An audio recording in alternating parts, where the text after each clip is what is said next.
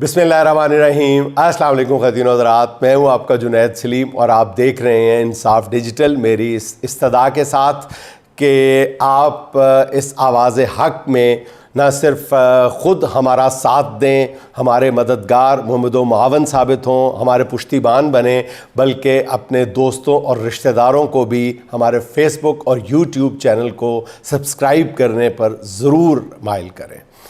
नाज़रीन, आज बात कर लेते हैं सबसे पहले मशरिक़ वस्ता की सूरत हाल पर। हसन नसरुल्लाह की शहादत के बाद पूरा ख़ित्ता इस वक्त आग और ख़ून की लपेट में है। ईरान ने गुज़श्ता रोज़ इसराइल पर कहा जाता है कि 400 के करीब मिज़ाइल दागे हैं, जो पहले की तरह इसराइल के लिए कोई ख़ास परेशानी का बायस नहीं बने। और ईरान, जिसने इस्माइल हानिया की शहादत के बाद एक खामोशी इख्तियार कर रखी थी और कहा जा रहा था कि ये ईरान की एक तवील हिकमत अमली का हिस्सा है, ये खामोशी हसन नसरुल्लाह की शहादत के बाद बिलाखिर तोड़नी पड़ी ईरान को। और शायद अभी भी ये खामोशी वाली हिकमत अमली जो है ये जारी रहती, लेकिन ईरानी सदर के एक बयान की वजह से ईरान को अल्टीमेटली ये हमला करना पड़ा। और लेकिन इस हमले के नतीजे में हासिल क्या हुआ, इस पे मुख्तलिफ़ किस्म की आरा सामने आ रही हैं कि इस हमले ने एक तरफ ईरान की कुछ लोगों का ये कहना है कि ईरान इस हमले की वजह से ईरान की बेबसी और इसराइल के मशरिक़ वस्ता के सुपर पावर होने के ख्वाब को तकरीबन पूरा कर दिया। ईरानी सदर ने कहा था कि हमें ये कहा गया है कि इस्माइल हानिया का बदला ना लिया जाए तो जंग बंदी हो सकती है। आपको बयान याद होगा, गोया उन्होंने ये बात तस्लीम कर ली कि ईरान अपने तमाम तर दावों और वादों के बावजूद इस्माइल हानिया के कत्ल का बदला लेने से पीछे हट चुका है। और इस बयान ने ईरान की साख को बहुत ज़्यादा नुकसान पहुंचाया था। यही वजह है कि ईरान ने अब नहायत उजलत में इसराइल पे हमला कर दिया है, जिससे अब तक की इतलात के मुताबिक सिर्फ 2 इसराइली जो हैं वो मामूली ज़ख्मी हुए हैं। और नाज़रीन, ज़रा गैर जज्बाती होकर सारे मामले को देखा जाए तो ईरान के इस तर्ज़ अमल ने या रद्द अमल ने ख़ुद ईरान की जंगी सलाहियत को बुरी तरह एक्सपोज़ किया है और उसके साथ ही ईरान को इसराइल के सामने ऐसा हदफ बना के रख दिया है कि अब इसराइल जब चाहे वो बदले का हक इस्तेमाल करते हुए ईरान पे खौफनाक हमला कर सकता है, जो एक ही वार में ईरान की फ़ौजी सलाहियत को कहा जाता है कि नाकाबिले तलाफ़ी नुकसान पहुँचा सकता है। और ये कोई हौसला अफजा सूरत हाल नहीं है, बल्कि मशरिक़ वस्ता की जियो पॉलिटिक्स में बड़ी ये हौसला शिकन सूरत हाल है। इसमें सबसे बड़ा नुकसान जो है वो उन क़ुव्वतों, ग्रोहों और अफराद का होगा जो ईरान के लिए जंगी मैदान किसी न किसी अंदाज में संभाले हुए थे। और इन सब को इस बात का इल्म हो गया है कि वक्त पड़ने पे ईरान ना सिर्फ उनका दिफा करने की सलाहियत नहीं रखता, बल्कि अपने कौमी मफाद के लिए उनकी कुर्बानियों को भी वो अक्सर नज़रअंदाज कर सकता है। नाज़रीन, मैं मानता हूँ कि गुज़िश्ता चंद बरस जो हैं वो ईरान के लिए बहुत मुश्किल रहे हैं और इस दौरान ईरान ने जिस तरह अपने एक बड़ी फ़ौजी ताकत होने का भरम बनाए रखा, वो उजलत में किए गए एक हमले ने ख़त्म कर दिया या उसको बुरी तरह मुतासिर कर लिया। सबसे ख़तरनाक बात यह है कि अपने जासूसी नेटवर्क की बदौलत जिस तरह इसराइल के अपने बड़े मुखालफीन को राह से हटाया, उसने इसराइल की धाक बिठा दी है। इस तरह इसराइल ने अपने मुखालफीन को एक एक करके अपने रास्ते से हटाया है। इस तरह ऑब्वियसली इसराइल की धाक बैठ गई है। और सबसे ज़्यादा हैरान कुन बल्कि अफसोसनाक बात यह है कि अब यह हकीकत खुल के सामने आने लगी है कि इसराइली जासूसों की सबसे बड़ी तादाद जो है वो ईरानी शहरियों पर मुश्तमिल है। ये ऐसा कमज़ोर पहलू है जिसने ईरान को अंदर से हिला के रख दिया।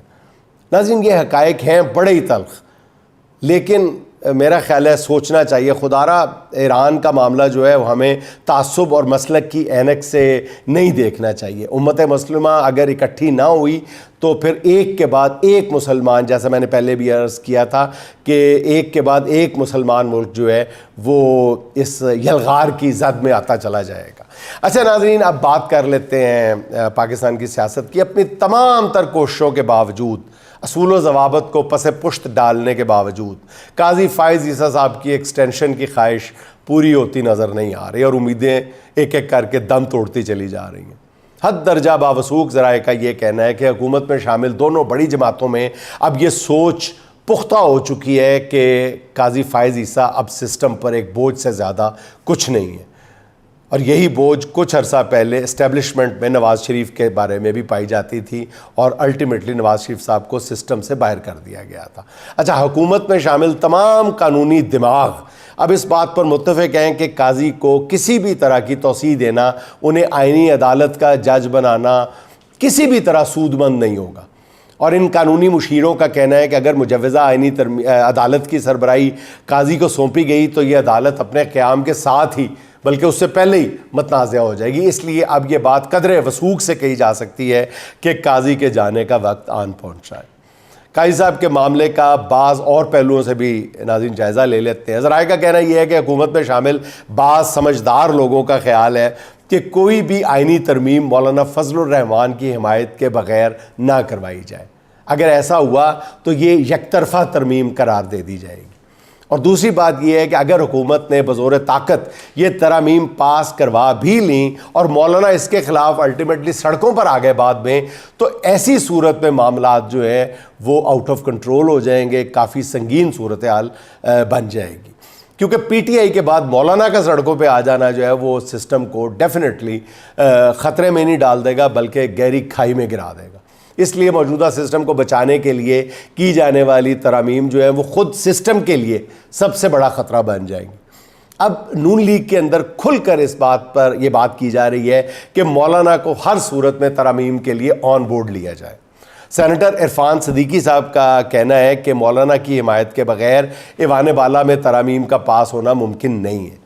इस्टेब्लिशमेंट के तर्जुमान समझे जाने वाले एक और अखबार नवीस ने यहाँ तक कह दिया है कि नून लीग और पीपल्स पार्टी इस बात पर मुत्तफ़िक हो चुके हैं कि किसी जज की उम्र बढ़ाकर उसको मुद्दत मुलाजमत में तौसीह दी जाएगी और ना ही मुजव्वज़ा आइनी अदालत में तैनात किया जाएगा।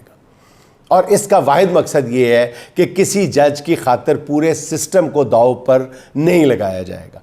और इस साफ़ी का ये भी कहना है कि आइनी अदालत के क़याम की इब्तदाई तजवीज़ को अब कमो बेश ख़त्म कर दिया गया है, जिसमें उम्र की हद बढ़ाकर सुप्रीम कोर्ट के जज या जजेस को आइनी अदालत में लगाया जाना था। उनका कहना है कि हुकूमत अब सिर्फ आइनी अदालत का क़याम चाहती है और एक बार ये मकसद हासिल हो जाए तो उन्हें अगले चीफ जस्टिस मंसूर अली शाह को फिर सरबराही देने पे, यानी सुप्रीम कोर्ट की सरबराही देने पर फिर कोई एतराज़ नहीं है। और हुकूमत और मौलाना के दरमियान पस पर्दा होने वाले मुज़ाकरात से जो आगाही रखते हैं, जो ज़राए आगाही रखते हैं, उनका ये कहना है कि मौलाना ने हुकूमत को यकीन दहानी कराई है कि आइनी अदालत के क़याम पर वो हुकूमत के साथ पूरी तरह मुत्तफ़िक है। लेकिन ऐसी कोई भी आइनी तरमीम काजी की रुख़सती यानी 25 अक्टूबर के बाद की जानी चाहिए।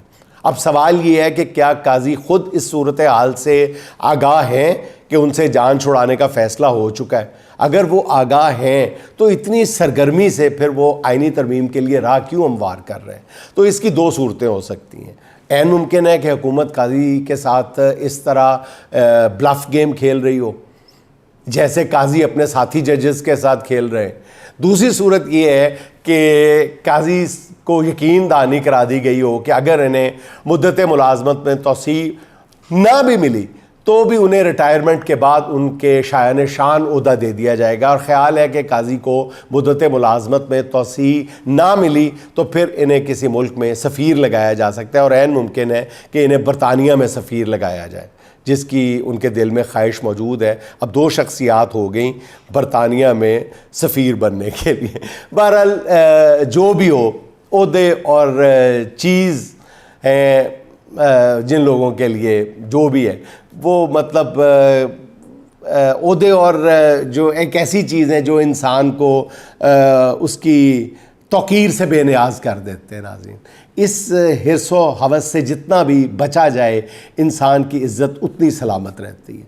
अच्छा नाज़रीन, सुप्रीम कोर्ट में 63A नज़रसानी केस की आज फिर समाअत हुई।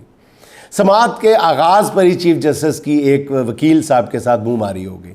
एक वकील है तैयब मुस्तफ़ैन काज़मी, उन्होंने आके कहा कि ये बेंच गैर आइनी है, इसको हम नहीं मानते। जिस पर चीफ जस्टिस ने कहा आप कौन हैं और क्यों चिल्ला रहे हैं? जिस पर वकील ने कहा कि आपका बेंच जो है जो बैठा हुआ है गैर आइनी है, आपने अदालत को मजाक बना लिया। बाहर 500 वकील मौजूद हैं, देखते हैं हम आप कैसे फैसला करते हैं। जिस पर चीफ जस्टिस साहब ने कहा कि बुलाओ पुलिस को, और इस पर वकील साहब ने कहा कि आप और कर भी क्या सकते हैं चीफ साहब, मी लॉर्ड, आप यही मैक्सिमम कर सकते हैं। और इसके बाद जो है वो फिर मुस्तफ़ैन काज़मी साहब जो है वो अदालत से बाहर चले गए। उसके बाद समाअत हुई तो खान साहब के, इमरान खान के वकील अली ज़फ़र ने दलाइल शुरू करते ही कहा कि वो आज ज़रा तलख़ दलाइल देंगे। उन्होंने कहा कि आर्टिकल 63A का फ़ैसला लिखने वाले जज को बेंच का हिस्सा होना चाहिए। यहाँ फ़ैसले का दिफा करने वाला कोई जज ही नहीं है। उन्होंने कहा कि 30 सितंबर को जो 4 रुकनी बेंच बैठा था वो बेंच किसी ने तश्कील दिया ही नहीं था। तो जस्टिस मुनीब अख्तर की गैर मौजूदगी में बेंच को नहीं बैठना चाहिए। और फिर उन्होंने कहा कि कानून कहता है कि 3 रुकनी कमेटी बैठकर बेंच बनाएगी, ये कानून की डिमांड है, और कानून के मुताबिक बेंच जो है वो कसरत राय से बनाए जाएंगे। 2 जजेस के साथ बैठकर बेंच बनाने की कोई गुंजाइश मौजूद नहीं है। तो बैरिस्टर अली ज़फ़र ने कहा कि वो जस्टिस मंसूर अली शाह का कमेटी को लिखा गया ख़त पढ़ना चाहते हैं, जिस पर चीफ जस्टिस साहब ने कहा कि ज़रा नागवारी के साथ कहा कि सिर्फ मुतल्लिका पैराग्राफ पढ़ें। अली ज़फ़र साहब ने पूरा ख़त पढ़ने पर इसरार किया तो चीफ जस्टिस ने कहा कि क्या आप जजेस को यहाँ शर्मिंदा करना चाहते हैं? चीफ जस्टिस साहब, इसमें शर्मिंदगी वाली क्या बात थी? जिस पे अली ज़फ़र ने कहा कि मुझे मेरे तरीके से दलाइल देने दें वरना मैं चला जाता हूँ। इसके बाद अली ज़फ़र ने प्रैक्टिस एंड प्रोसीजर केस में चीफ जस्टिस काजी के लिखे फ़ैसले के पैराग्राफ पढ़ने शुरू कर दिए। नाज़रीन, ये वही फैसला है जिसका चीफ जस्टिस साहब क्रेडिट लेते नहीं थकते। एक लम्हे को यूं लगा जैसे बैरिस्टर अली ज़फ़र साहब जो है वो भिगो के मार रहे हैं। अली ज़फ़र ने बताया कि प्रैक्टिस एंड प्रोसीजर कानून आने पे चीफ जस्टिस साहब आप भी 5 माह तक चैम्बर वर्क पे चले गए थे, जिस पर चीफ जस्टिस ने कहा कि मेरी नीयत साफ थी। यानी चीफ जस्टिस यानी जस्टिस मंसूर अली शाह की नीयत साफ नहीं है। दूसरे लफ्ज़ों में चीफ जस्टिस साहब, सवाल ये पैदा होता है कि आप कब से नीयतों का हाल जानने लगे? एक तरफ आप नीयतों का हाल बता रहे हैं, दूसरी तरफ आपको अपनी खुली लाकानूनियत नज़र नहीं आ रही। और अगर मैं तौहीन अदालत का मुर्तकिब नहीं हो जाता या तौहीन काजी का मुर्तकिब नहीं हो जाता तो मुझे कहने दीजिए। बच्चा ये कह रहा है, एक वकील ये कह रहा है, कानून का हर तालिब इल्म उसकी ज़बान पे ये बात है कि आप नीयत की बात कर रहे हैं ना काई साहब। इस वक्त आपकी नीयत 26 करोड़ अवाम में सबसे ज़्यादा मशकूक है। जिस केस को सुनने के लिए आप बैठे हुए हैं, इस पर एक 5 साल का बच्चा भी बता सकता है कि आप नेक नीयती के साथ इस बेंच में बैठ के फैसला नहीं कर रहे। इसमें खुला कन्फ्लिक्ट ऑफ इंटरेस्ट है। आप अपनी एक्सटेंशन के लिए इस बेंच में बैठे हुए हैं हजूर वाला। ये एक अनपढ़ आदमी भी बता सकता है। और फिर आज की बड़ी दिलचस्प बात, जो मेरा ख्याल है कि पिछले 1-1.5 साल के दौरान जो है वो सुप्रीम कोर्ट में होने वाला सबसे मज़ेदार जुमला था। चीफ जस्टिस साहब ने कहा कि जब वो लहजों की बात हो रही थी, लहजे तब्दील होने की बात हो रही थी, इल्ज़ाम और इल्ज़ाम जवाबी इल्ज़ाम तराशी की बात हो रही थी, तो चीफ जस्टिस साहब ने फरमाया कि मेरी माँ मेरे बारे में कहती थी, ये जो कहता है ना वही होता है। वो जो बच्चे नहीं कहते जेड़ा कहता वही होता है। ये जुमला चीफ जस्टिस के मुंह से सुन के मैं तो यकीन करें कि सकते में आ गया कि ये चीफ जस्टिस साहब कह रहे हैं। काजी साहब के इस बयान के बाद ये खुशफहमी भी दूर हो गई कि काजी साहब जो है वो कानूनी अमूर पे बड़ी महारत रखते हैं। एक कानूनी सवाल का जवाब अगर आप अम्मा जी के कॉल से देना पड़ रहा है आपको, तो फिर जान लीजिए कि आपके पास ढंग का कोई जवाब नहीं है। फिर अली ज़फ़र के लहजे और दलाइल की मजबूती को देखते हुए चीफ जस्टिस साहब ने रिमार्क्स दिए कि आपने कहा है फैसला सुना दें, तो हम सुना रहे हैं फिर फैसला। इस सब जजेस का मुत्तफिका फैसला है कि बेंच पर एतराज़ को हम मुस्तरद करते हैं। यानी उन्होंने अपने साथी जजेस से पूछने की भी ज़हमत नहीं गवारा की और फैसला सुना दिया। मेरा ख्याल है अदालती तारीख में यह वाकया भी पहली बार हुआ होगा कि आपने बरजस्ता चीफ जस्टिस साहब आपने एक फैसला सुना दिया। आपने कहा कि आप अगर कहते हैं फैसला सुना दें तो हम फैसला सुना रहे हैं। आपने अपने साथी जजेस से पूछे बगैर कैसे फैसला सुना दिया? हमें भी पता है कि आपके साथी जजेस का फैसला क्या होगा, लेकिन आप उनसे पूछने की ज़हमत तो गवारा कर लेते। आपने कहा जी सब जजेस का मुत्तफिका फैसला है कि बेंच पर इतराज़ को मुस्तरद करते हैं। काजी साहब वैसे आपको दाद देनी चाहिए, आपके इस फैसले पे जो आज आपने सुना दिया है ना, मेरा ख्याल है कि सिर्फ वकला को ही नहीं, जजेस को ही नहीं, पूरी कौम को कम से कम 2 घंटे खड़े होके आपकी शान में तालियां बजा के आपको दाद देनी चाहिए आपके इस अजीम फैसले पे। अच्छा, इस फैसले में अली ज़फ़र साहब ने कहा कि बेंच तश्कील देने वाली कमेटी के मेंबरान खुद ही बेंच का हिस्सा है, तो वही कैसे बेंच की तश्कील को कानूनी करार दे सकते हैं? सवाल बड़ा बारमहल था और चीफ जस्टिस साहब के पास जवाब भी कोई नहीं था। इसलिए उन्होंने कहा कि आपके लहजे में, अली ज़फ़र साहब को मुखातिब करके कहा कि आपके लहजे में मैंने आज तक ऐसी तलखी नहीं देखी। और इसके बाद अली ज़फ़र ने कहा कि उन्होंने अभी तक केस के मेरिट पर कोई दलाइल नहीं दिए। इसके लिए ज़रूरी है कि मेरी साबिक चेयरमैन PTI से मुलाकात करवाई जाए ताकि मैं केस से मुतालिक उनसे हदायत ले सकूँ। और सुप्रीम कोर्ट ने बैरिस्टर अली ज़फ़र की इमरान खान से मुलाकात और मुशावरत की दरख्वास्त मंजूर कर ली और केस की समाअत कल तक के लिए मुलतवी कर दी। आज समाअत के दौरान अली ज़फ़र ने अदालत से इस्तदा की कि उन्हें केस की समाअत से मुतालिक नोटिस जो है अचानक मौसूल हुआ है, इसलिए उन्हें केस की तैयारी के लिए 2 हफ्तों की मोहलत दी जाए। ऐसे कभी भी ना देंदे चीफ जस्टिस साहब, कभी भी ना देंदे। अली ज़फ़र साहब, चीफ जस्टिस साहब रोटी को चोची नहीं कहते। आप 2 हफ्ते की मोहलत मांग रहे थे, उनको 2 घंटे की आपको मोहलत देने के लिए तैयार नहीं है।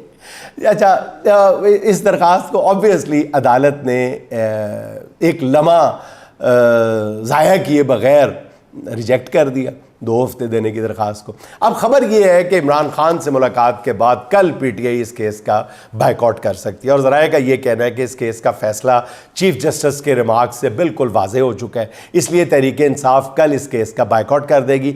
बेंच में जजेस की ऑथर जजेस की अदम मौजूदगी के बाद केस का दिफा करने वाली पार्टी ने भी बाइकआउट कर दिया, तो इस फैसले की हैसियत जो है वो मज़ीद कमज़ोर हो जाएगी, बल्कि कम व बेश ख़त्म हो जाएगी।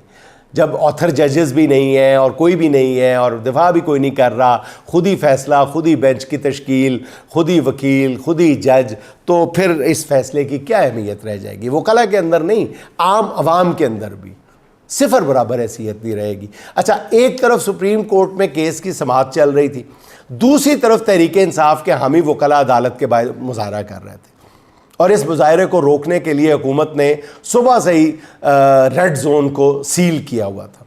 कोशिश थी कि किसी भी काले कोट वाले को सुप्रीम कोर्ट की तरफ ना आने दिया जाए और इन इक़दामात के बावजूद सैकड़ों की तादाद में वकला वहाँ पे पहुँच गए। जैसे ही वकला ने नारेबाजी शुरू की तो सुप्रीम कोर्ट को ताले लगा दिए गए। इस लिहाज से देखा जाए तो PTI का एहतजाज जो है वो 100% कामयाब रहा। अच्छा नाज़रीन, अब आ जाते हैं, आज मियाँ मोहम्मद नवाज़ शरीफ साहब ने भी अपना शौक़ ख़ताबत पूरा किया। उनको भी लंदन रवानगी से पहले उनकी रूनुमाई करवाई गई है। उनसे दरख्वास्त की गई थी कि आपका स्क्रीन पे आकर, TV स्क्रीन पे आना बहुत ज़रूरी है। आप मंजर आम पर आकर बोलेंगे तो ये जो नून लीग का राज सिंहासन डोल रहा है, बुरी तरह डीमोरलाइज हो चुकी है नून लीग, इसको सहारा मिल जाएगा। इस खाम ख्याली के पेश नज़र नवाज़ शरीफ साहब से दरख्वास्त की गई थी कि आपका चेहरा जो है वो अगर कौम को नज़र आ जाएगा तो जनाब कौम के तो वारे न्यारे हो जाएंगे, उनका जो गिरा हुआ हौसला है वो खड़ा हो जाएगा, ये हो जाएगा, पता नहीं क्या क्या कहे। उनका मिन्नत तरला किया गया और उनकी तकरीर करवाई गई और तकरीर हस्बे तवक्को बिल्कुल उम्मीदों के ऐन मुताबिक इंतहाई बोगस, घिसी पीटी। कोई 2 या 3 जुमलों के अलावा मुझे एक जुमला भी नया सुनने को नहीं मिला मियाँ साहब आपकी तकरीर से। वही मुझे क्यों निकाला, मैं आज भी यही कहता हूँ, और मुझे ख़त बेटे से तनख्वाह लेना, वही फजूल, मतलब पता नहीं कितनी बार आप ये कह चुके हैं। बच्चों को, छोटे बच्चों को आपकी तकरीर अज़बर हो चुकी है। इन पे मेरा ख्याल है कि लाखों नहीं करोड़ों की तादाद में आपके एक एक जुमले पे मीम्स बन चुकी हैं। आप कोई नई तकरीर तला, हाँ 2-3 बातें आपने नई की हैं। एक आपने पूछा है, अच्छा आपके 2 जुमले मैंने आपकी तकरीर से, जैसे हमें वो अलग अलग बुलेट्स मिलते हैं ना, तो एक आपने पूछा है तकरीर में, जुमला बोला है आपने कि PTI वालों से पूछें कि 50 लाख घर कहाँ हैं जिनका वादा किया। और थोड़ी देर बाद ही एक और जुमला आप ये भी अपने मुंह से अदा फरमा रहे हैं मियाँ साहब कि जमहूरी हुकूमतों को काम करने दिया जाता तो आज कोई भी शख्स बेघर ना होता। मियाँ साहब पहले आप सवाल कर रहे हैं, मियाँ साहब आप फरमा रहे हैं, मैं दोहरा देता हूँ, आप फरमा रहे हैं कि पीटीआई से पूछे कि 50 लाख घर कहाँ हैं जिनका वादा किया था। फिर आप किसी और रेफरेंस में कह रहे हैं, अपने हवाले से कह रहे हैं कि जमहूरी हुकूमतों को काम करने दिया जाता तो आज कोई भी शख्स बेघर ना होता।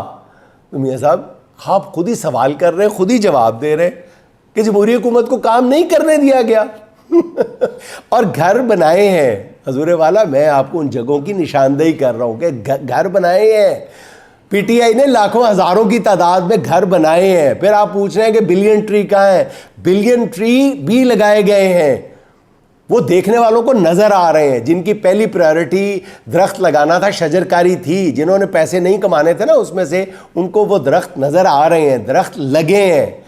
आप उसके लिए देखने वाली आंख चाहिए, उसके लिए तासुब वाला चश्मा जो है मियाँ साहब उतारना पड़ेगा। अच्छा फिर मियाँ साहब आपने एक बड़ी दिलचस्प बात कही है, आपने कही है कि हमने मोटरवे एहतजाज के लिए नहीं बनाई थी।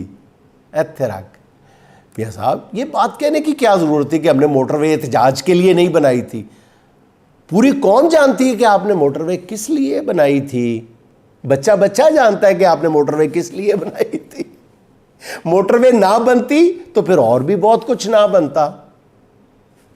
मेरा मतलब है कि और भी फिर मतलब वतन अजीज में जो तरक्याती मंसूबे हैं वो फिर ना बनते ना, ये मेरा कहने का मतलब है और कुछ नहीं।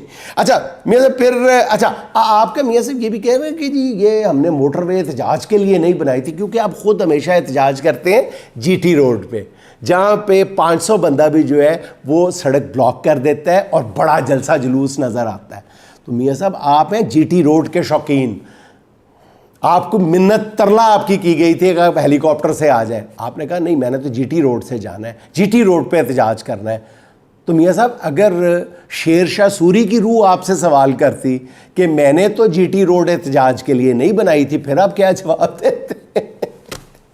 अच्छा मियाँ साहब फिर आपने ये भी फरमा दिया है कि उस वक्त के चीफ जस्टिस की ऑडियो मेरे पास महफूज है, आज भी महफूज है। मियाँ साहब आपने भी अब ये काम शुरू कर दिया है।